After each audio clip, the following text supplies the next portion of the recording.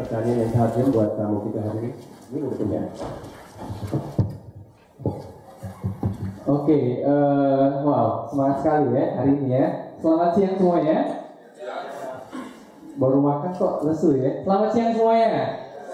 Ya, saya ingin mengucapkan terima kasih ya untuk para tamu-tamu sini. Wow, tadi juga saya ada apa? Baru main Pokemon kan, lagi nyari unicorn juga di sini ya. Kok rasanya unicornnya makin dekat ya?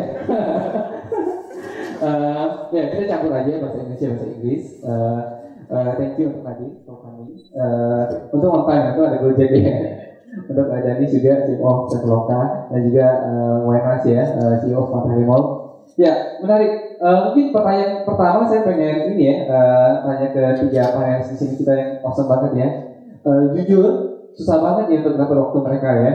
Karena bahkan tuh percaya nggak sih susah nggak untuk dapat waktu mereka duduk di panggung?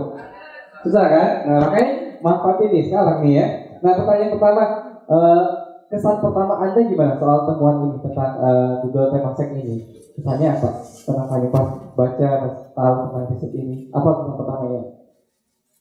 Terlalu kecil, terlalu besar, kurang agresif gimana ya? Yang tadi gimana?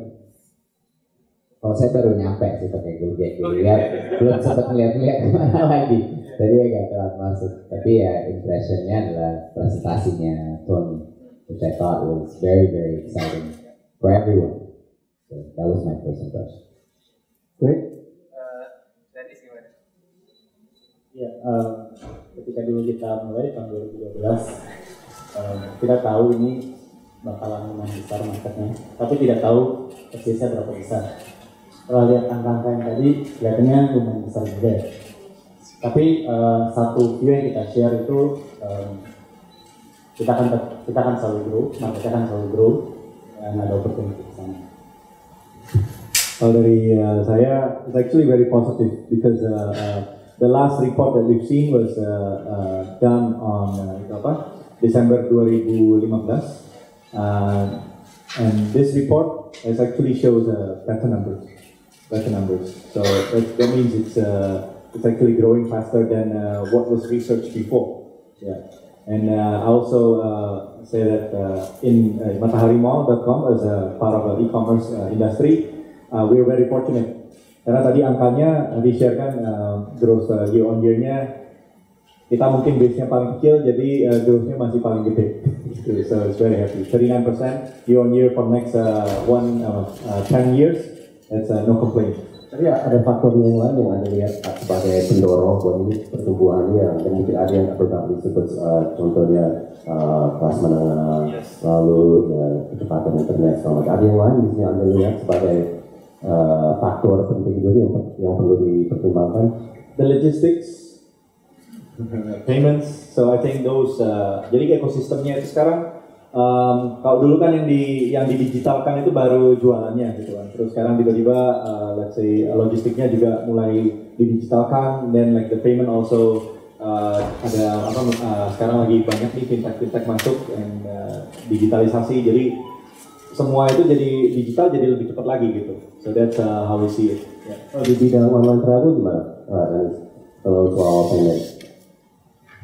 Untuk payment kita melihat tadi lumayan berkaitan sama yang namanya consumer trust. Jadi ketika kita sudah dapat consumer trust terhadap brandnya, yang itu didapat dari kemampuan kita untuk deliver produk dan service yang bagus dan experience yang bagus ke customer kita. Kita lihat itu yang akan mendorong consumer kita untuk melakukan payment secara online di Traveloka. Nah, kalau yang menarik ini saya pengen tahu nih dari Nadine nih, untuk Gojek sendiri lihatnya gimana nih pertumbuhan ini tuh pasti banyak hal dong, kayak Gojek sendiri kan inovasi bukan online card doang, tapi sudah sekarang macam-macam. Saya sendiri ini ya pengguna Gojek ya, nih sudah ada GoPay juga ya. Nah, gimana menurut Nadine sendiri dengan angka yang tadi bahwa online card Indonesia itu akan nomor 1 di Southeast Asia, dan apa saja sih yang mendorong hal-hal itu ke depannya 10 tahun kemudian? Kalau menurut saya udah jelas bahwa online ride di Indonesia bakal paling besar. Itu nggak mengagetkan karena transportation is a function of population, ya, so make sense. Tapi yang saya mungkin kurang setuju adalah size of the marketnya. Jadi pasti ada assumption itu, karena dari semua vertical online, tidak ada consumer adoption yang paling absolut dan paling irreversible daripada transportasi. Ya, not even e-commerce. Dan orang masih belanja di toko segala gitu. Tapi if you look around the world, I'm not talking about Gojek. I'm just talking about general right transport. There has never been a shift faster and more permanent than online transportation, because people never go back. Literally, they never go back after you become an app user. Then that's pretty much what you become. So I believe that penetration rate will be among the biggest, right? Absolutely, e-commerce will be by far the biggest market, right? For sure, it will still be way bigger than ride-hailing transport. But the fastest adoption from offline to online will be first transportation, and number 2, food. The third is being debated right now. It could be payments, we don't know. But I think food and transportation is the first offline to online transition that is very fast, very fast. Setuju nggak? Setuju nggak? Well, it's a different industry, so I never led a Gojek or a similar business like Gojek. So, but what I can say is that for e-commerce, I think Indonesia has a unique position because for the island, kepulauan negara archipelago infrastructure, right? Jadi kalau misalnya di China, di India, bahkan di US, that's when online takes over, offline slows down. Yes. That's what we've seen, right? But in Indonesia, it's with the archipelago atau negara kepulauan ini, it's online and offline, I believe, and then what we've seen with our own numbers, since we have, kan ada mataharimall.com, terus ada Matahari Department Stores, ada hypermarts, both can grow. That's in Indonesia. That's unique in Indonesia. So that's, I think, what I can share.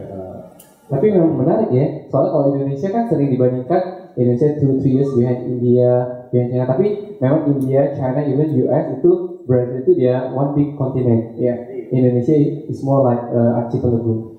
Nah, tapi itu gimana overcome those challenges? Ada opportunity, tapi juga ada challenges juga kan. Nah, menurut mungkin dari sisi travel sih nggak masalah ya, tapi dari sisi Gojek, dari sisi e-commerce gimana? I think for travel, it's in fact an opportunity, right? It's a really big opportunity. Bahkan kargo aja pakai pesawat gitu. Iya. Ada kapal. Actually, kalau gue pesawat, kalau gue pikir-pikir, semua permasalahan, apapun permasalahan dengan infrastruktur, payment, archipelago, logistik, itu sebenarnya semua represent an opportunity for every single one of our verticals.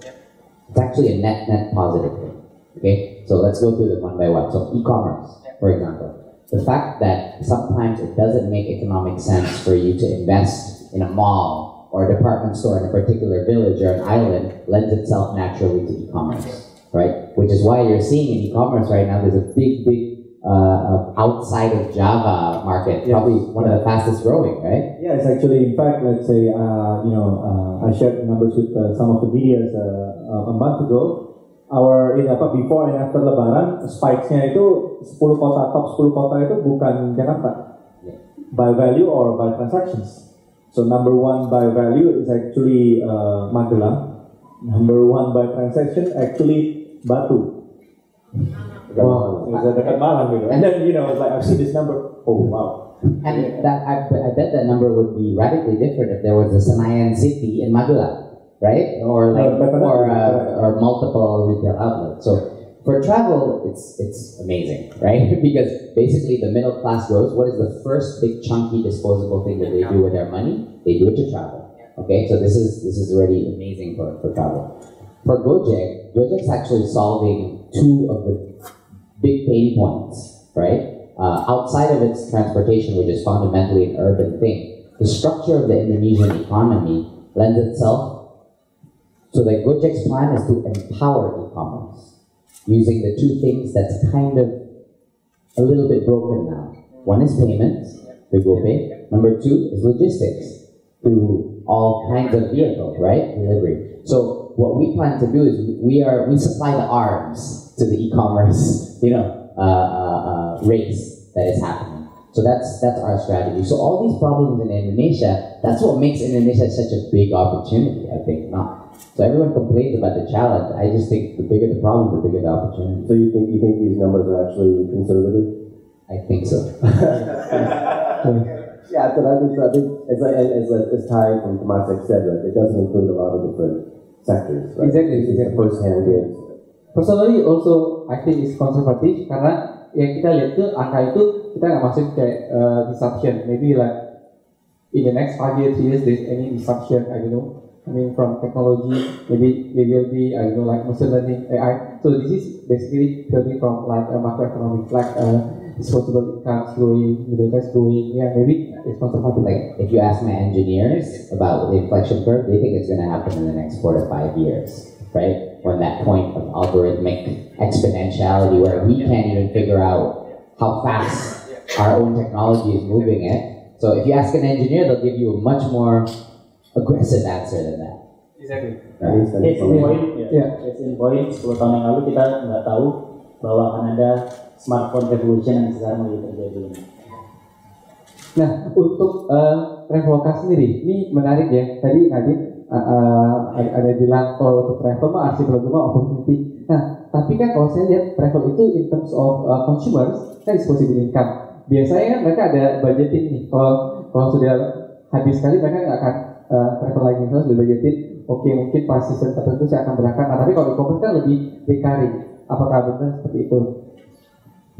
Terutama kalau di Indonesia karena artikel lalu, jadi selain kebutuhan leisure, ada kebutuhan commuting juga. Oke. Jadi untuk leisure itu yang nantinya akan naik terus kalau selaras dengan disposable income seperti disebutkan nanti sebelum. Untuk leisure itu yang bisa dibangun dan bekerjasama dengan tourism di Indonesia untuk destinasi-destinasi lokal di Indonesia. Actually ya di Southeast Asia harusnya secara turisme harusnya justru Indonesia yang menjadi destinasi turis-turis dari mancanegara. Ya, jadi masih ada opportunities sana. Kalau kita lihat targetnya pemerintah untuk 20 juta orang tentang tahun 2019, itu realistis menurut Anda? Misalnya overseas tourist? Kalau melihat angkanya secara absolut, tapi kalau yang kita lihat both dari turisme yang masuk ke Indonesia maupun dari turisme Indonesia yang keluar internasional bank traveling itu angkanya naiknya lumayan cepat ya dari tahun ke tahun. And Nadine, you mentioned engineers before, which is obviously on our last slide about challenges. Tell us about some of the challenges with talent and engineering, some of the challenges all of you guys kalau bisa share sedikit mengenai challenges. I think I speak for everyone here, and that is absolutely the number one challenge of any tech company. It's the hardest thing to find engineering talent, specifically back-end engineering talent, actually, to be more specific. I mean, there's a lot of mobile talent here, but there's not enough back-end architects, basically, in Indonesia. And I feel very strongly about this. There's no way you can teach this art. All of this is learned through apprenticeship models. Like, as much as you watch YouTube videos or join as many seminars as possible, you're not going to learn this unless you're sitting side by side with a coder doing it together. Coding is one of the most beautiful things that I've learned about coding is that it's an artistic process. It's actually a very artistic form of expression that requires apprenticeship. So what I think is the solution is open the floodgates. Let every single engineer from anywhere in the world, send them over here and have them mix and mingle with all the Indonesian, have them teach, have them join companies, and also mentor the young generations from India, from China, from the Valley, etc., and have them exposed to the next generation of engineers in Indonesia. That's the only way, I think. You want to set up a school, it'll take you 5 years, and then it can only spit out 300 a day. You can't. You want to get scale, you bring in armies of engineers over here and coach directly all these students, and then the government should provide all kinds of incentives for taking coding and computer science, etc. It's actually not that complicated of a roadmap. It's just, I don't think there's enough political will yet to make that happen in such a very big scale. Especially even when members of my engineering team still get stopped at immigration every time coming in and out. You know, so it's a problem. It's a really big problem. Mas Harimau ada pengalaman yang sama? Belum kita. Jadi kalau misalnya kita so it's like you know, we are open for, let's say, hiring you know, every engineers out there. But right now, let's say, we're still prioritizing the local talents over others for the time being. Gitu.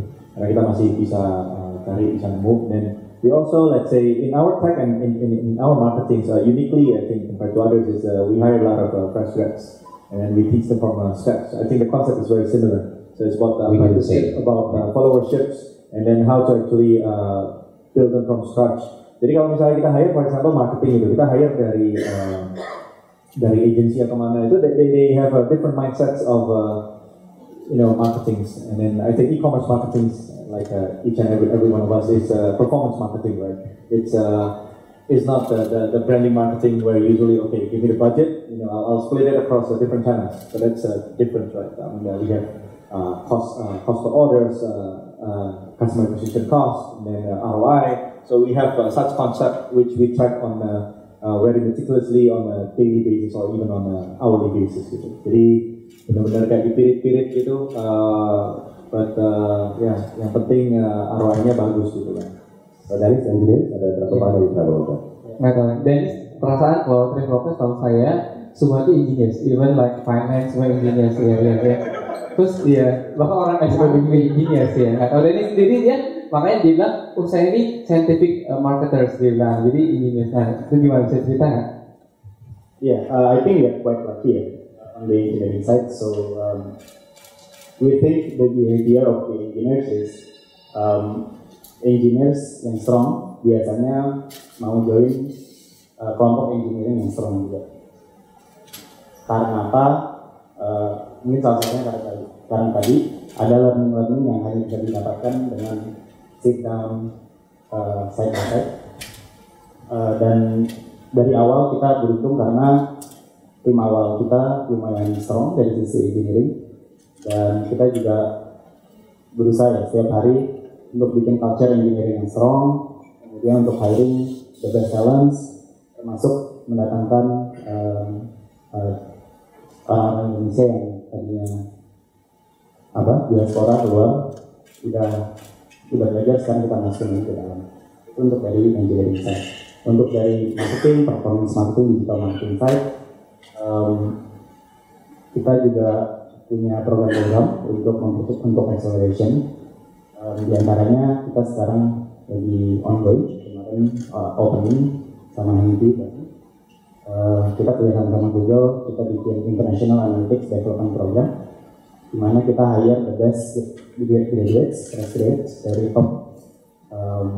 top schools di Southeast Asia. Jadi kita ambil dari Indonesia, Thailand, Malaysia, Vietnam, dan Philippines. Karena di sini Traveloka tidak hanya represent Indonesia, tapi juga represent Southeast Asia. Yeah. So talking about Sorry, I just wanted to. So I was talking on a macro level, right?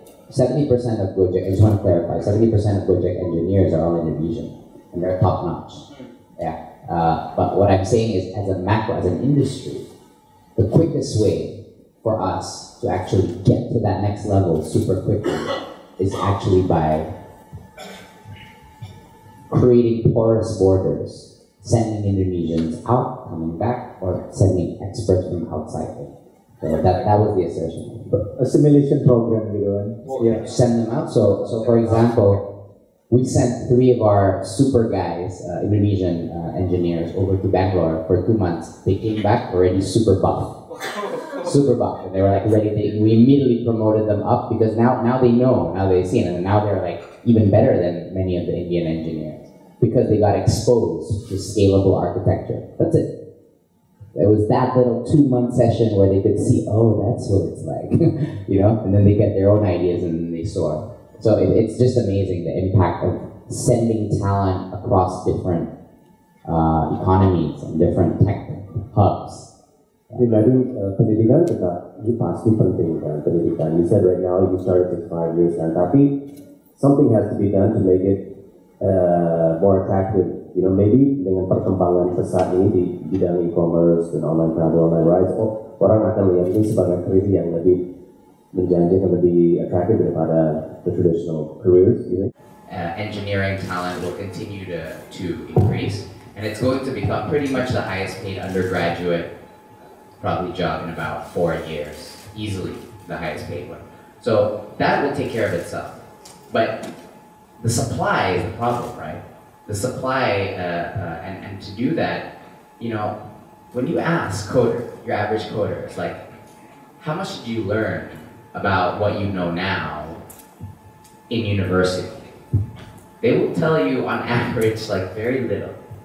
That they basically in university skipped class and learned this on their own, got access to all the different code bases on open source, and they just cranked it out themselves, them and their friends together, and learned it. So coding, what I've learned about coding from working with engineers, it's a very different learning process that is collaborative, and it's not like you could be in a seminar and just taught. So it's not really focusing on the educational institutions. I think the government should step in and focus on the incentives to enter this market. Like, if you're an engineer, you get tax-free for the first 2 years of coming out of college. Or if you do computer science as a major, you basically get taken, in any institution in Indonesia, it's free, gratis. Okay? Any engineer that wants to move to Indonesia immediately gets a visa. Simple things like that. Like that just create incentives, right? Gojek doesn't train any of its drivers to behave in a certain way. It just incentivizes the drivers to behave in a way that is desirable to the end consumer. We have that view across every industry. The government should probably, what I would recommend is to actually create those financial incentives with which to join so that parents can finally, you know, breathe and say, okay, my kid can do computer science instead of being a lawyer or just a doctor or, you know, your conventional business majors. It just creates a little bit more comfort in their mind to let their kids go and do computer science instead of baking. Because a lot of parents still think coding is like playing games. And I'm not joking. A lot of parents actually still think this. So I just think few simple incentives could actually change the whole macro situation. Lagi main internet. Iya. Main internet. Oke. Ya, menarik ya. Nah, kalau bicara soal startup nih, tadi di yang presentasi yang tadi sharing bahwa Indonesia nanti akan banyak startup ya, sesuai dengan juga program pemerintah untuk startup ya. Nah, how do you define like the sustainability of startups? Kayak dari Gojek sendiri, mungkin Traveloka sendiri, dan juga Matahari Mall yang secara wisata corporate. Nah, how do you define sustainability? Itu mesti dari dulu ya. Yeah. Kalau masalah sustainability itu kan tergantung dari berapa revenue dan berapa cost dari startup itu sendiri. Kalau dari sisi revenue kita bicara masalah apakah ada demand atau tidak. Satu dua, apakah ada masalah yang kita solve atau tidak. Apakah ada value yang kita kasih atau tidak. Kalau dari sisi demand harusnya, for example for travel and sama untuk ride hailing and also for e-commerce, I think demands ada and will still be there, if not growing, actually it's growing. Kemudian dari sisi value yang kita kasih itu yang setiap hari kita kerjakan ya.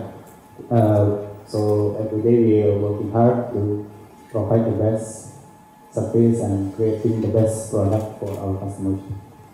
Kalau dari sisi revenue itu, dari sisi costnya seharusnya kalau dibandingin sama traditional bisnis, harusnya secara costnya digital companies, internet companies punya advantage dari sisi mereka jauh lebih lean dan secara company. Awalnya? Ya kalau saya lihat sih sekarang ya startup lagi keren-kerennya gitu kan. Kayaknya kalau kerja di bank atau kerja di consulting aja itu udah nggak sekeren dulu gitu. Kalau sama ya. Sekarang semua pengen jadi startup. So it's actually good and bad. I mean the good thing is obvious, you know, it's like the future is one way, right? The future is digital. Everyone is going technology, but it's gonna impact our life in a different way, in a different sectors of our life. Gitu. Jadi dari transportasi, dari belanja, dari travel dan lain-lain. Ini fintech lagi hot juga, terus health tech juga, kesehatan juga lagi hot, education tech juga nanti akan hot juga. So the time will come for each and every of the sector. So that's good. Gitu. Now the not so good things itu, jadinya orang itu kadang-kadang itu apa kayak berapa ya? Nggak sampai seminggu yang lalu saya ditanyain sama orang yang mahasiswa belum lulus sekolah, saya mau bikin startup apa ya? That was so random ya. I mean, it's like, so he wants to do startup just because startup is cool, I think. Not because, so I'm asking, so what problem that you're trying to solve? Mau bikin apaan, mau solve problem apa? Itu nggak ada, pengen startup aja pokoknya gitu. So that is actually not healthy. Jadinya malah orang just rushing, and then environmentnya sekarang ini lagi agak-agak terlalu kondusif untuk gitu kan. Jadi paling bagus itu daripada dari artis sinetron kali ya. No comment about artis sinetron. Jason dulu artis soalnya. Easy for you to say. Artis. Jason, right? Itu artis nih kayaknya. That's why Jason is famous. So you know startups, yeah. So out of the 10 startups, it's actually we just stopped with Gani. So average life-nya itu paling 2 tahun, because let's say 9 of them will fail, if not more. Yeah, jadi banyak failnya gitu. Itu satu. Terus yang kedua, let's say average kalau misalnya data di US nih, startup founders yang sukses is actually not the fresh graduates, but it's actually the ones who has experience couple of years or then udah kerja di sini dulu, sana dulu, baru akhirnya mikirin benar, this is a problem that I can solve. Terus dia solve, terus jadi besar dan sukses gitu. So it's not just randomly, I want to do startup, and go ahead do it, and you can become one of the 10 successful startups gitu. Itu aja sih. And it's not 9 to 5, like you mentioned last time. And it's not for everyone. It's not for everyone. It's not for everyone. So it's like it's all about itu apa? Sweat, tears, and blood. It really is. Maybe Nadi you can share about that. Nani goes home at 3. I'm pretty sure. We talk about tears and blood now. So maybe everyone can learn. I mean like maybe let me finish the tears and blood. Right? Jadi kalau misalnya sweat, it's all about working hard, yeah. Not only working smart. Smart is a commodity these days. Yeah. It's about working hard. Then when I talk about tears, it's actually you will cry. It's oh my God, it's so difficult. Apa kadang-kadang bikinnya susah, cari fundingnya susah, terus cari customer susah, cari partnernya susah. That's tears. Then when I talk about blood, it's actually about ditusuk dari belakang. And it's true. I mean it's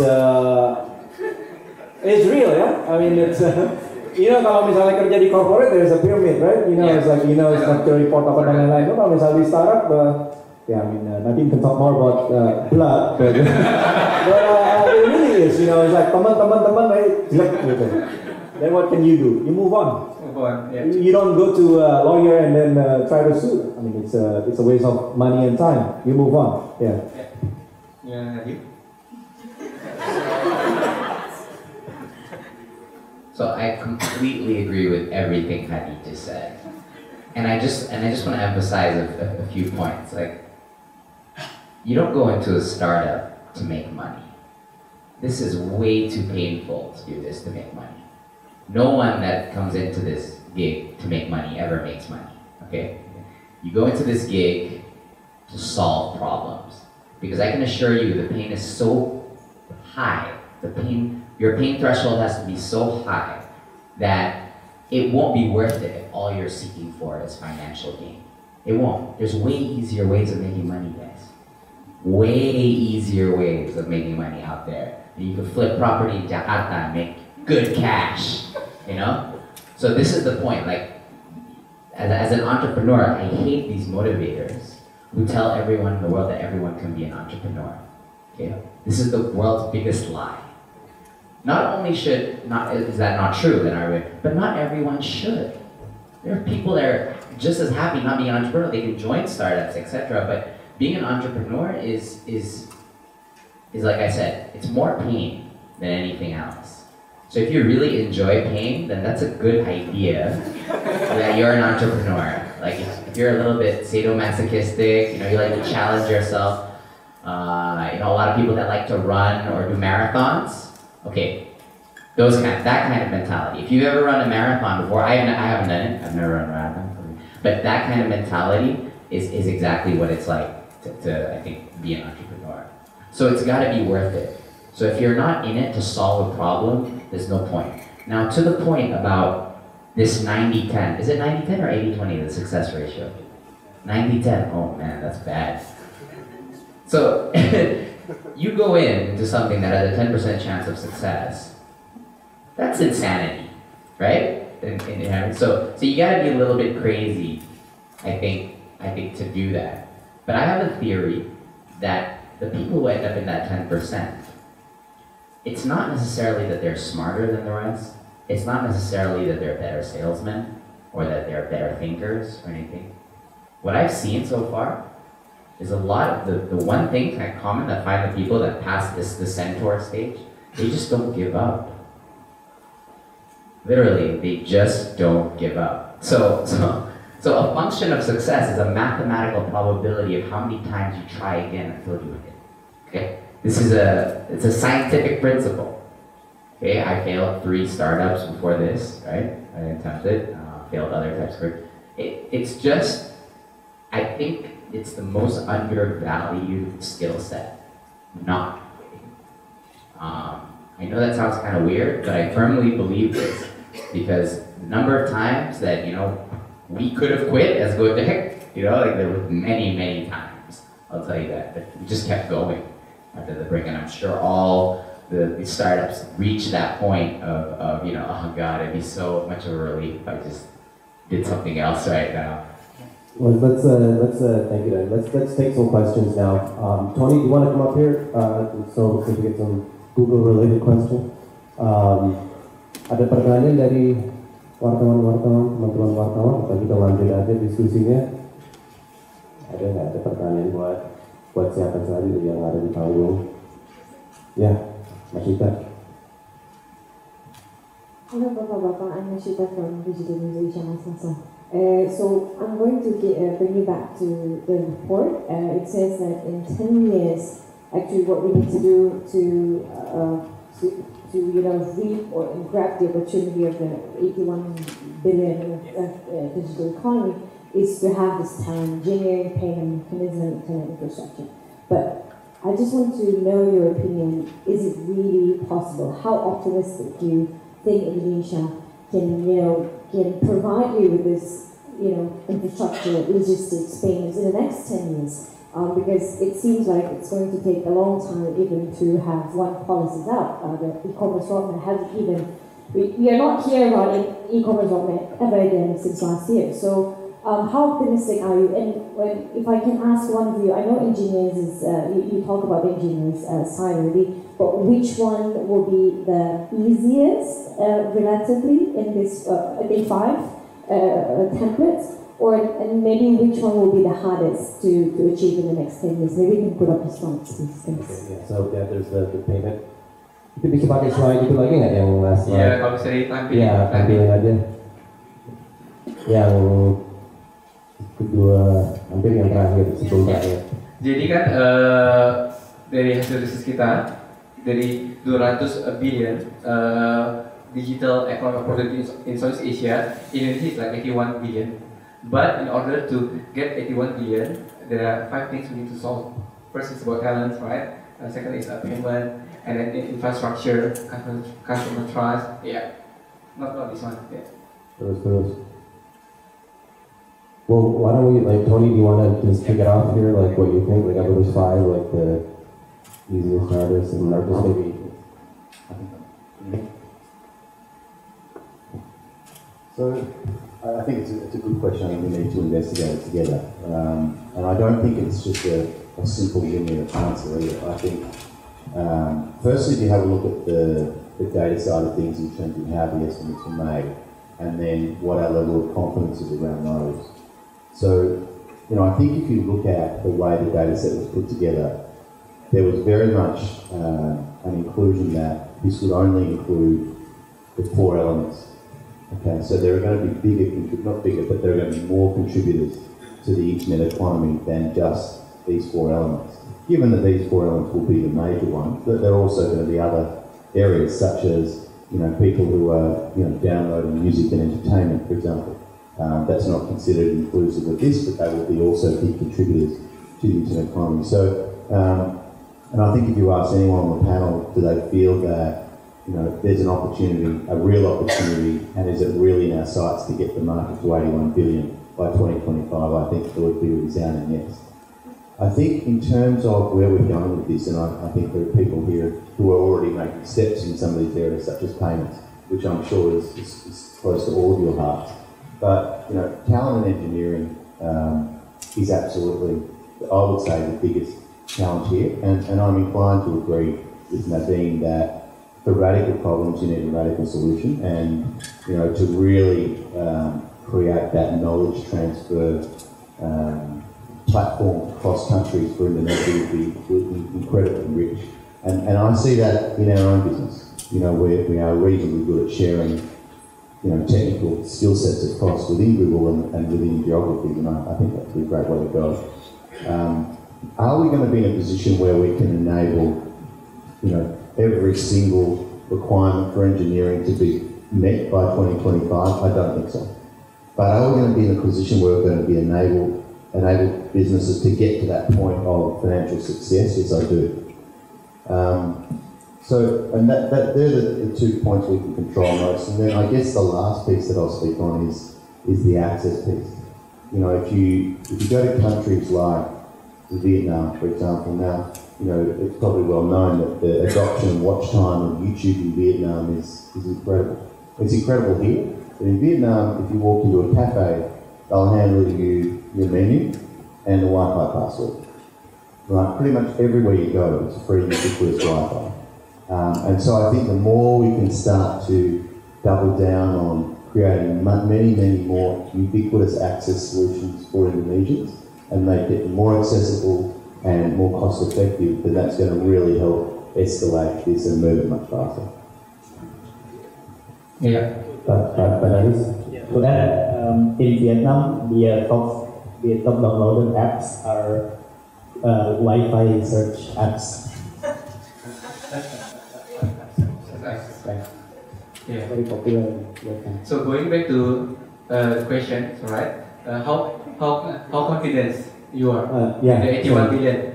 How confident we are on this point? which one is the most difficult? Exactly. Which one is most difficult? Which one is most difficult? I agree with Tony. It's Thailandese, and how confident is actually very confident because we run it and it's actually I compared the data last year. What we have this data. So far we haven't seen a slowdown. So it actually is real numbers. And now in terms of government, we are entrepreneurs actually. I mean, it's like whether or not there's a roadmap. You think we care? We work around it. I mean, we are here to actually solve problems. If there's a wall, either we go jump over it, or walk around it, or duck under it. So, or just smash it and break through it. Yeah. So we don't think about barriers. I mean, because if you think about barriers after barriers, I mean, it's always been there, right? And it's actually we are expecting barriers. We are problem solvers. So yeah, that's why we're here. How about the trust piece, not even the consumer trust piece, or lack of trust? I mean, how much does that factor into your business? It's a lot. Whether it's something that you can affect, I don't know. I think consumer trust is something that happens organically through competition and trying to be the best service provider there. And then over time, you kind of get it right, and then you build trust. But I don't think there's something that can be done about it. It's a general function of building really easy to use and reliable products. That's basically how you build consumer trust. Sure, fraud cases, etc., deter some people from using their credit card. Does that really deter people from shopping something online? Maybe not. Maybe they just need a different payment option so that there's only a limit to how much they can get ripped off, right? But I think competition will sort that out. The government doesn't need to worry about that. The government does not need to protect consumers in online. Let the market decide who they choose. They're grown-ups, right? Consumers are grown-ups. They will choose which side doesn't steal from them, right? So that's pretty logical. So it's you know, I think there are easier ways of solving the consumer trust. I agree. I think this one is a little bit, yeah. Let's change the mic, Nadim. We change the mic. Yeah. I think to build on Nadim's point on consumer trust, in e-commerce specifically, is actually, we've seen it around the world. So there's a trend of going, let's say, of the growing of B2C. Because B2C is, it's a real company. It's not just, it's a corporations, and then, you know, there's a return policy, a refund policy, and, you know, it's trusted, it's more trusted. So let's say, just to share numbers from China, 08 versus 014. So C2C, customer to customer, used to be 90% of e-commerce in China in 2008. And then in 2014, it went down to only 60%. 55%, yes.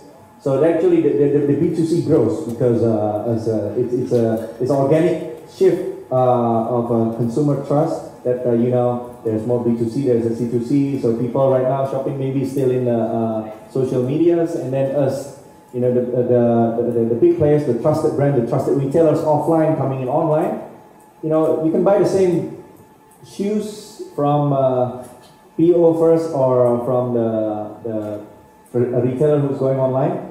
You'll go to a retailer going online unless you cut down the price so much, but then you might get cheated, right? So that's in our business. Okay, so Tony? Yeah, I've got a question for you guys. There's a lot of talk from this scenario around, you know, what are the challenges for a startup?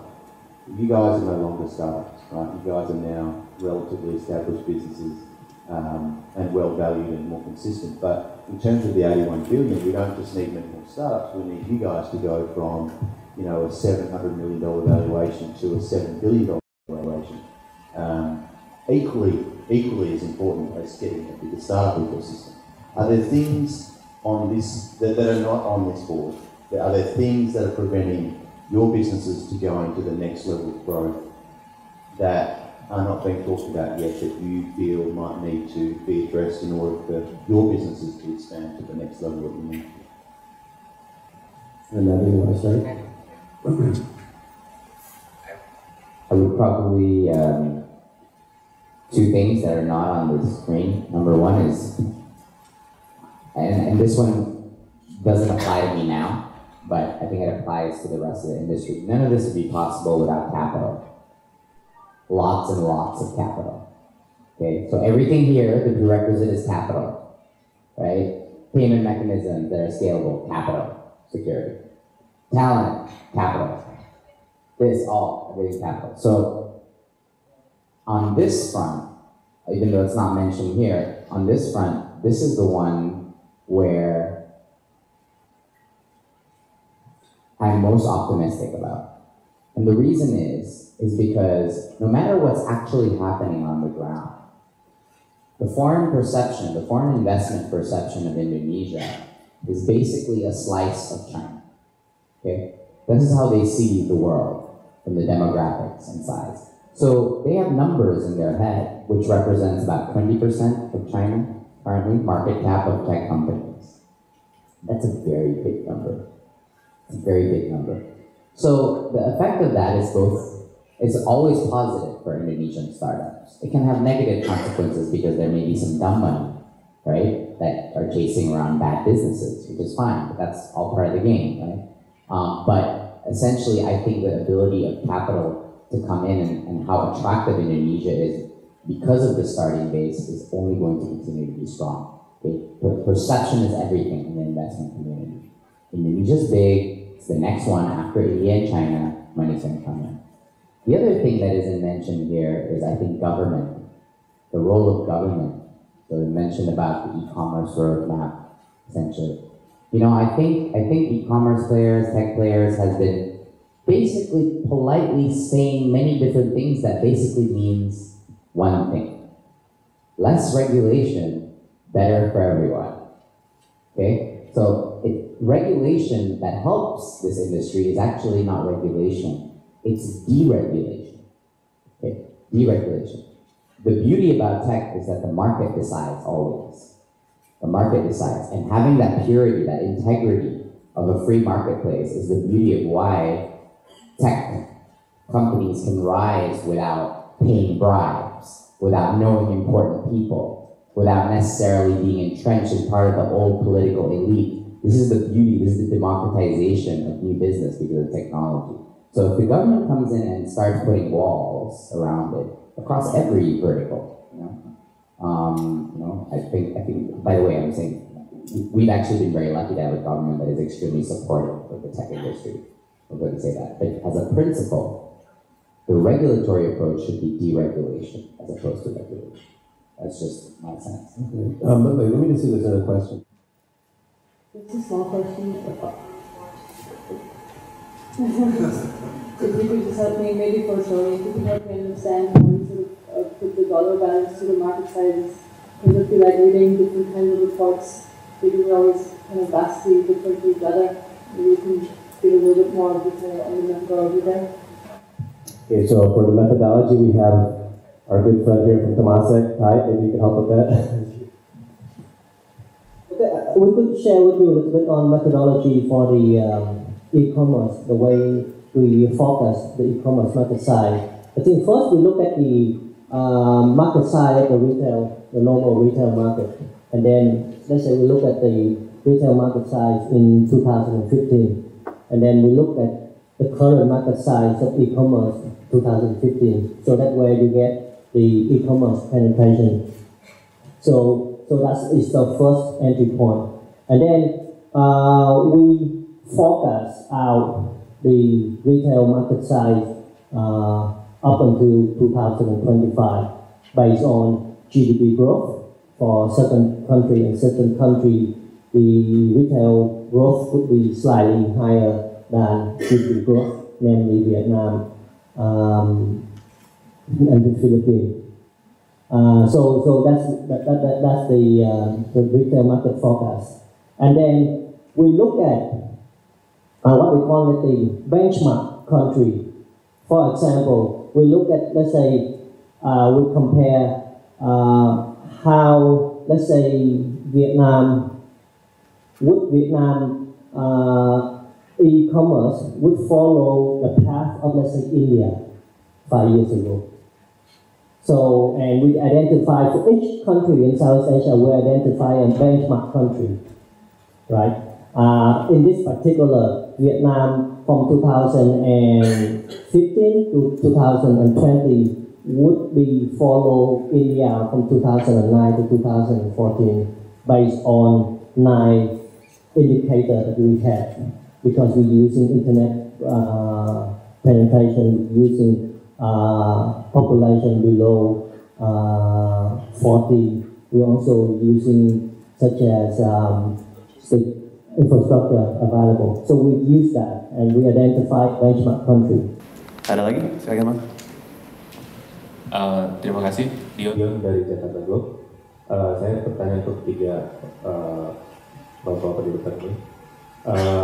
80 miliar dolar market itu kan untuk Indonesia tahun 2025.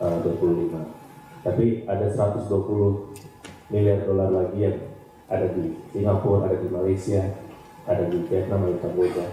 Apa strategi Bapak untuk tap market tersebut? Dan kira-kira paling cepat dalam berapa tahun ke depan kita bisa lihat Gojek di Vietnam itu, Gojek di Kamboja itu sendiri. Terima kasih.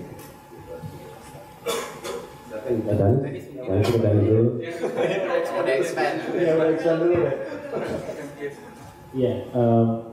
Iya, Traveloka sendiri kita sekarang sudah ada di Indonesia, Malaysia, Singapura, Thailand, Vietnam, dan Filipina. Jadi semua negara yang tadi di cover sudah ada, local location-nya sudah jalan. Kalau di travel sendiri sinerginya lumayan tinggi. Jadi selain market domestik dari setiap negara, ada juga international traveling, Indonesia ke Malaysia, dari Indonesia ke Singapura, dari Thailand ke Vietnam, dan lain-lain. Jadi kalau bisa dibilang kalau dari sisi penetrasi internet dan pertumbuhannya, Indonesia sampai saat ini masih yang paling cepat. Tapi seperti tadi kita bisa lihat ada opportunity yang lumayan besar juga di luar. Dan dari internet lokal kita juga sudah melihat ke arah situ. Kalau Minas ada strategi dulu ya. Mana email di .sg, .my. Oh, mungkin ya. Tambahan juga, jadi ternyata salah satu learning yang kita dapatkan adalah tidak bisa learning yang kita sudah dapatkan di Indonesia semuanya langsung diterapkan di masing-masing negara, karena masing-masing negara ternyata sangat berbeda. Bisa dibilang mungkin lebih banyak bedanya daripada samanya. Jadi ya. So which one is more difficult to expand your product or to launch new product? Dua-duanya sulit ya pastinya. Tapi kalau dari sisi masuk ke negara baru itu salah satu. Jadi kalau kita lihat tadi semua faktor-faktornya, oh ternyata payment infrastrukturnya berbeda sekali. Oh ternyata internet infrastrukturnya berbeda sekali.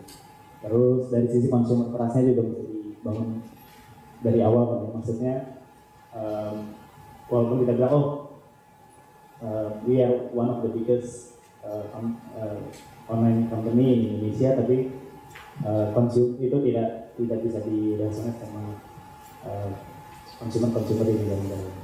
Buat Matahari Mall? Ya, Matahari Mall masih belum 1 tahun. So we just launched 9 September 2005. Jadi ini kakak-kakak Traveloka dan Gojek. Jadi kalau untuk Matahari Mall, I think we're powered by Lipo Group, and then as you know, jadi Lipo Group itu grup terbesar di bisnis retail consumer. Jadi we know our consumers best, which is Indonesian consumers. Jadi untuk sekarang kita fokus, ya masa sih e-commerce di Indonesia yang terbesar asing gitu kan, ya, harus Indonesia. Jadi kita fokus di sana dulu, bikin Indonesia bangga gitu. Nanti besok-besok aja nanya lagi. Sudah bangga Pak, sudah bangga. With your 550 million new fund. The regional question is an interesting question. Tapi ini masalahnya, banyak sekali, all due respect, tapi banyak sekali people in the financial industry, even consultants, which I was a little consultant too, like Hadi. They like to label this country called Southeast Asia because it's easier to digest. 600 million population makes it an interesting enough proposition to invest. When there is no such thing as Southeast Asia, there really is no such thing. What you have are independent countries with not only different demographic purchasing patterns, but different, and this is what you were just saying, which I completely agree, different digital consumption patterns. Okay? So not only different normal consumption patterns, different digital consumption patterns. So the replicability, just because, based on a World Bank report, the Philippines kind of looks like Indonesia from a demographic, it doesn't mean that their online economy will behave in the same way. So all of us here actually have, our competition is global. Okay? Our existential threats are above, so this is not even decacorn. Our existential threats are 100 billion and above companies, or soon to be 100 billion and above companies. So yours already, yeah, mine's getting there.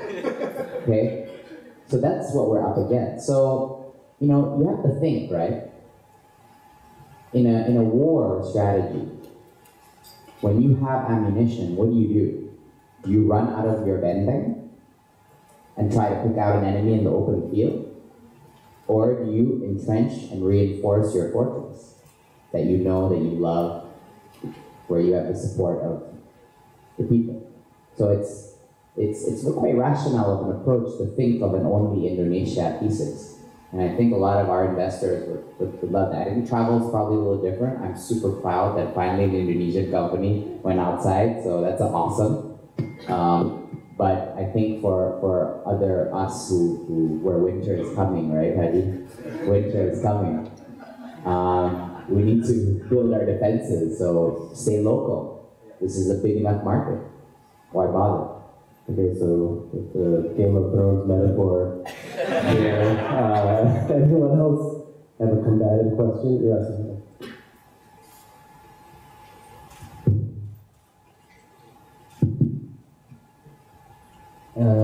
Good evening. Pakai bahasa Indonesia aja. Disebut nama dari mana? Ya, saya Krisna dari Harian Kompas. Ini kan ada report dari Temasek sama Google, semuanya mengenai tentang potensi pasar gitu ya. Nah, apakah ada report atau penelitian seberapa besar sih dari potensi pasar itu yang bisa berkontribusi untuk produk domestik bruto kita gitu? Jangan konsumsi terus, tapi seberapa besar itu bisa punya pengaruh besar untuk masyarakat kita? Mungkin apakah nanti bisa berapa persen ke PDB atau ke produktivitas masyarakat kita, dampaknya secara ekonomi secara Gue boleh jawab kayaknya. oh silakan Baik, gue udah nafsu ya gue. Sekarang gini, siapa bilang bahwa dampak terbaik kepada negara adalah GDP naik? Oh, ini maksudnya who made that assumption gitu? No, but I'm agreeing with you. The productivity of a bangsa is basically what they can produce minus what the cost of what they consume. Yeah, okay?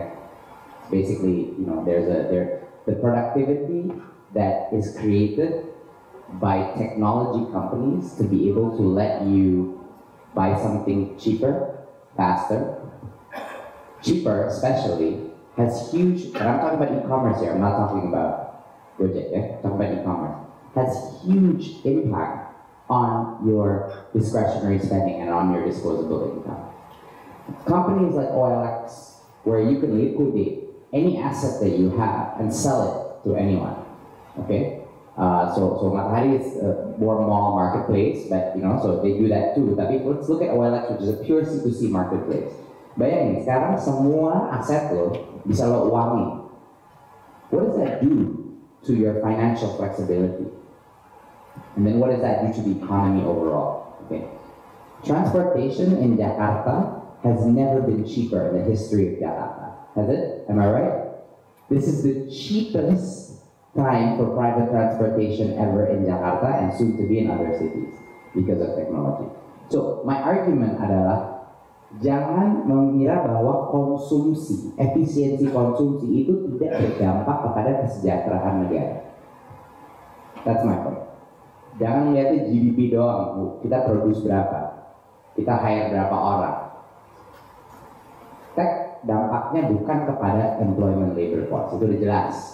Tech tuh ngurangin employment labor, bukan nambah ya, itu udah jelas. Jadi ya kita nggak bisa ngebela tech dari sisi itu. But I'll tell you this, from a consumer consumption side, the efficiency that it creates on everyone's disposable income is exponential, the impact. Semua orang bisa lebih banyak duit, lebih banyak waktu untuk spend time dengan keluarga, untuk pergi ke keluarga sekarang bisa ke KFC instead of just ke warung ke depan, and so on. Gitu.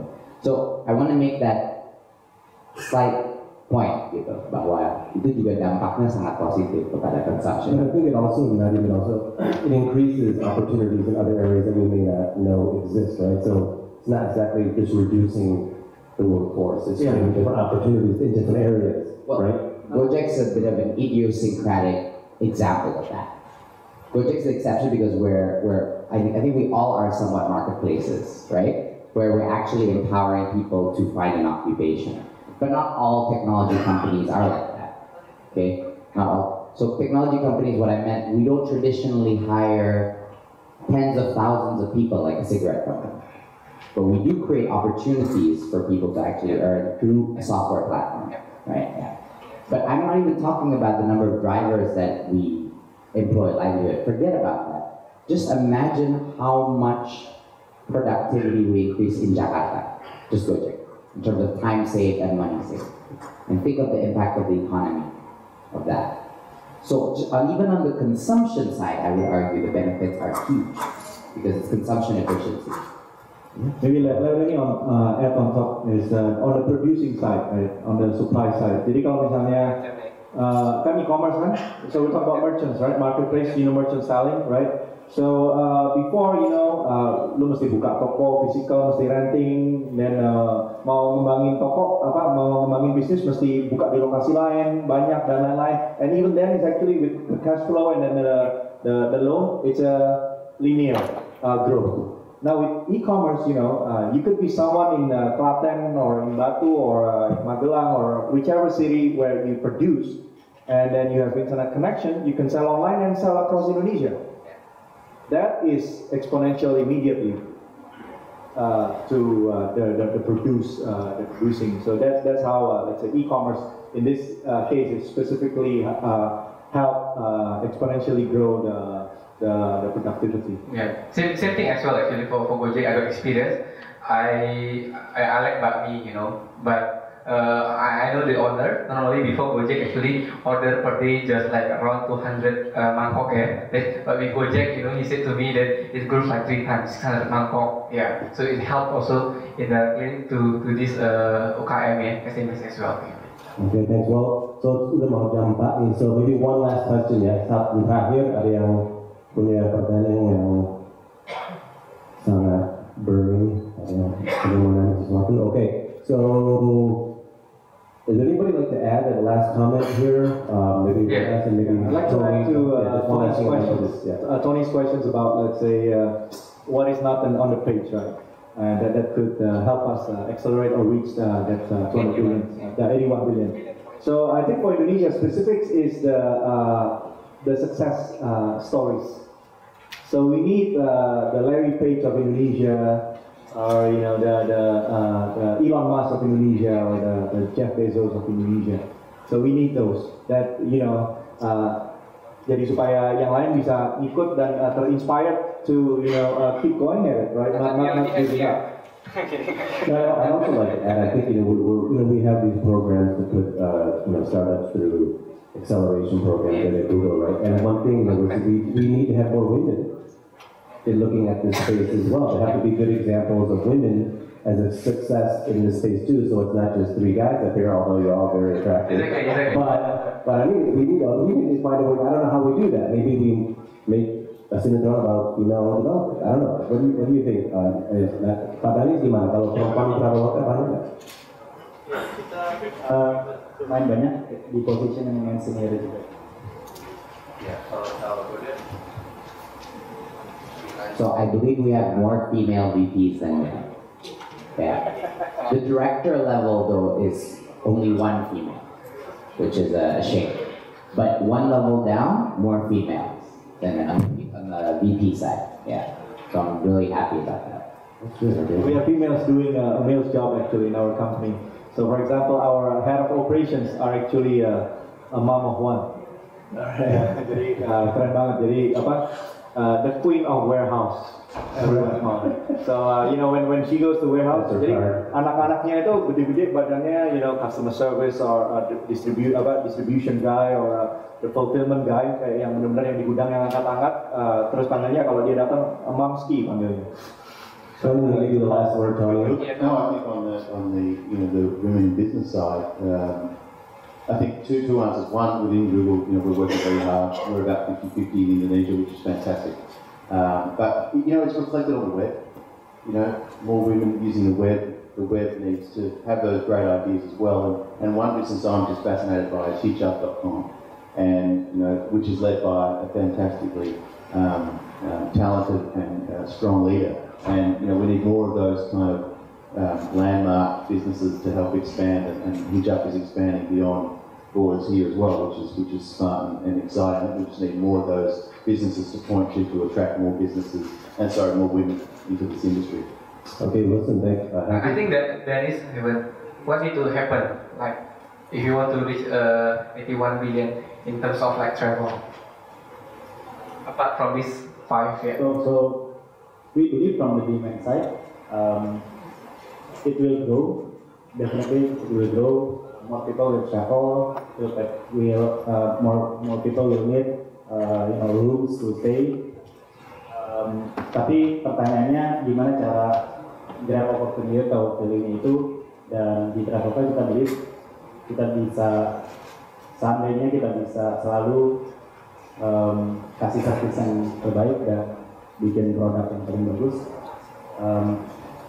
consumer akan selalu transaksi di Traveloka dan kita akan dapat value. Great. Okay, thank you. So, thank you. This is an excellent. We could go on for many hours here. I think bisa sampai ke, tapi sudah mau jam 4. So listen, we're going to take some pictures, a few rounds of pictures. We're going to a paper airplane here to let you guys.